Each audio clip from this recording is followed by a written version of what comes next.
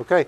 Hey guys, this is Bobby Clue with the Somerset-Pulaski County Chamber of Commerce. We're back at it again for another one of our virtual ribbon cuttings, and we're out and about today in Pulaski County. Excited to be out here with Virginia Dial, my good friend.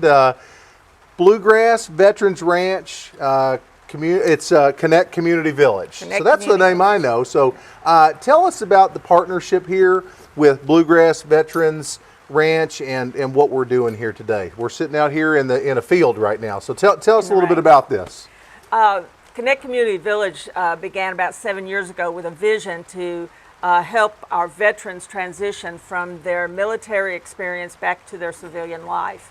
So in our research and our information that we've found, they need a place that they can have a safe environment. We're looking at doing the animal therapy. We're making them have a place that they can connect back to their community at large. And we also want to give them an opportunity to get vocational training as well, so they can have a livable income when they get back out in the community. And by and large, the idea for the Bluegrass Veterans Ranch came when we brought Frank Giannetti on board, because he had a similar vision as well for our veterans to live on a ranch as they transition back into their civilian life. So I'll let Frank say a word or two as well. Well, thank you, Virginia. This has been a blessing. I moved to Somerset about a year ago, and we'd never been here before. We'd never been to Kentucky, and so I got here, and after we joined a church, the first person I ran into was Virginia, and that's when I found out why we moved here. The Lord had a purpose for us to be here, and so we shared our experience that we had building a veterans ranch in the Pacific Northwest with Virginia, and we expanded on that here. And with our relationship with the college and the opportunity to do 3D printed houses, this flourished. And we hope this is a blueprint and a pilot program for things like this to take place all over the country. Wow. So it's been a blessing, and things are unfolding, and we're so excited about it. So we appreciate all your support, Bobby. Well, thank you, Frank. And I just want to talk a little bit maybe about what the future is going to look like. So we've got about 20 acres here. That's what you told me. Yes. And you're going to have a tiny house model out here as well, but there's going to be other things on the property as well. Can you talk a little bit about, what the property might look like, a few years from now? In this first section, we've got it cut up into 3 different sections. This front section is going to be where we're going to have a general store. We're going to have an amphitheater where we can have festivals and music programs and things like that. And then we're going to have a veterans park right over here so that we can honor and commemorate our veterans. So we've already asked for our flag that's flown over the Capitol in Washington. So we're going to have a ceremony in October where we're going to raise that flag in honor of our veterans here in Pulaski County. So that's the first half. The second half is going to be part of where the working ranch will be. We're going to have the animal therapy, so we'll have horse stables. We'll have place to have sheep and goats and chickens, and just a garden. And that's where the veterans will our residents will actually work that ranch there, that part of the ranch. And we'll teach them a lot of life skills that they've never come in contact with. So having the general store here, we'll sell our eggs, we'll have produce that we'll have to sell, and we'll have crafts and arts that our veterans have done. They'll be here as well. And then the back half, the third half, will be where the tiny houses will be. We'll have a chapel there, we'll have a community center there, we'll have a place where we can put dogs that Pulaski County Animal Shelter is having a hard time placing. Sure. We'll bring them out there and we'll help them be able to foster those animals as they're out here, so they don't end up being euthanized. So It's cut up in those three sections. The back section will be for our veterans, the middle will be the income producing, and then this will be for our general public. Pond. How many The pond, yeah, we have a pond you have a too. pond. How many veterans would be able to be here on the facility at any one time? Will be able to stay here, and how long? 25. How long can they stay here? We'll have 25 tiny houses when it's completed. There'll be one veteran to a house, and they'll be able to stay at least 12 months. If Okay. they need to be 14, 16 months, that'll all be decided on a case-by-case basis. Sure. But when they leave here, they're going to be able to find a permanent housing for themselves. They will have a vocational training job that they can make a livable wage. And they will also be able to now communicate and be a part of the community at large and feel a part of it. Because we're going to have the community come in. As we're having all these activities, the community will always be invited to come in.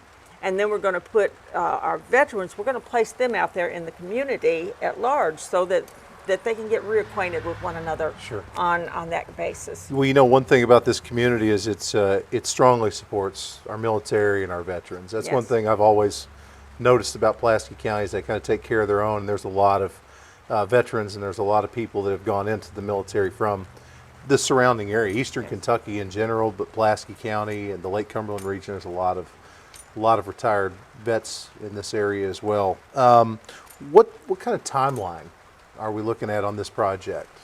We hope to really have things going in late spring. Okay, that's exciting. That's that's right around the corner. You know that. Yes, yes. Aggressive. We want to be aggressive, but we'll do it all in order as Sure, well. sure. We won't cut any corners or anything like that. Let me ask you this: for anybody who watches our video today, how can we help you? How can the business community help? How can other people who see this and they're interested in the vision here of the ranch, how can they help? What if veterans see this and they want to help? How can they help you? The first thing we want to ask them to do, this will be based on, it will be a faith-based program. So we would really appreciate their prayers. Secondly, we could always use their money. Always use the money. We can use their volunteer time, especially our veterans that have made the transition or that haven't had to deal with some of the other issues that some of our veterans have. They can come on board and be a part of this by volunteering to be mentors for them. And just in any way they want to be involved, they just need to contact us, and we'll be glad to either civilian or veterans. We'll welcome them. So how do people get a hold of you if they want to, if they see this, they want to help? How do they, Facebook, social media, website, phone numbers, how do people get a hold of, and are you the contact, or is it? Well, any of us would be the contact. I see you've got this board. really good looking collection of people back here. Awesome Do board you want back to here. introduce your board? Do you have time to Let me do get that? out of the Or way. Well, you don't, I know you've got a lot of dedicated volunteers. Yes. Any good board, has those. And I know a lot of the faces back here, you've got a real strong we have collection an of people. excellent board, and a lot of these members back here are also our action committee. They have volunteered to go out and actually do a lot of the footwork and come up with ideas and things for us. So we really appreciate them as well. But this is Frank Giannetti. This is Jim Dick. This is Brooke Coffey. This is Bonnie Whitus. And this is a new fella. I just met him. He's on our action committee. And you're Chris Gadberry. Chris Gadberry. This is Sherry Caudle. This is Brother Ed Edmondson. And we have Rick Sexton. And we have Tyler Barrett. And we have Steve Dunnigan. Wow. And they have been on our board from day one or just shortly thereafter. So we're really thankful for them. And like I said, we do have part of our action committee on there as well. So anybody that wants to be a part of that, we would love to have you, because it's going to take a lot of volunteers to make all this happen. Your name says a lot, because I always say, it takes a village to, raise someone sometimes, and I mean, I think it's a great name. I think it's a wonderful cause, and, I want to do everything we can to to help you all. If people do want to get a hold of you or anybody here, how's the best way to do that? Is there kind of a general platform somewhere that they can reach out, or should they, how do they? We have a website. Okay. It's connectcommunityvillage.com. We have a Facebook page under Connect Community Village. And of course, they can always contact us at ccvdial@gmail.com.